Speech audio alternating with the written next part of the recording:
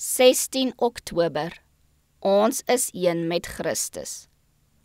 Ons weerspieël Christus vir die wêreld. En in hulle en u in my, sodat hulle volkome een kan wees, en dat die wêreld kan weet dat u my gestuur het, en hulle liefgehad het, net soos u my liefgehad het. Johannes 17, vers 23.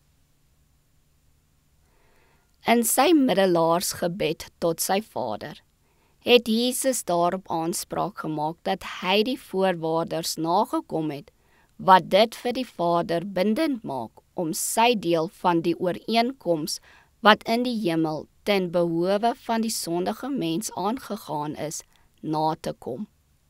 Hy verklaar dat hy verheerlik is in diegene wat in hom glo. Die kerk moet die werk wat hy begin het in sy naam tot 'n heerlike volëinding voer. En wanneer daardie kerk uiteindelik vrygekoop is in die paradys van God, sal hy die moeitevolle lyde van sy siel sien en versadig wees. Deur alle ewigheid heen sal die verloste skare sy hoogste roem word. En terwyl ons almal met onbedekte gesig soos in 'n spieël die heerlikheid van die Here aanskou, word ons van gedaante verander na dieselfde beeld, van heerlikheid tot heerlikheid, as deur die Here wat die Gees is. Ons moet die Here altyd deur voor oë hou. Wie dit doen, wandel met God soos Henog gewandel het, en sonder dat hulle self daarvan bewus is, word hulle een met die Vader en met die Seun.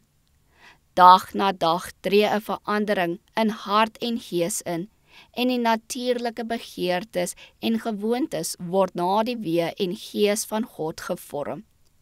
Hulle neem toe in geestelike kennis en was op tot die volle grootte van manne en vroue in Christus Jesus.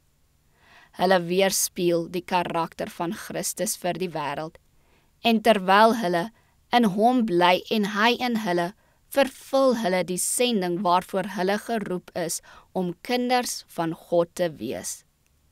Hulle word die lig van die wêreld, 'n stad op 'n heuwel wat nie weggesteek kan word nie. En 'n mens steek ook nie 'n lamp op en sit dit onder die maatemmer nie, maar op die staander, en dit skyn vir almal wat in die huis is. Diegene wat van bo verlig word, straal die helder lig van die son van geregtigheid uit.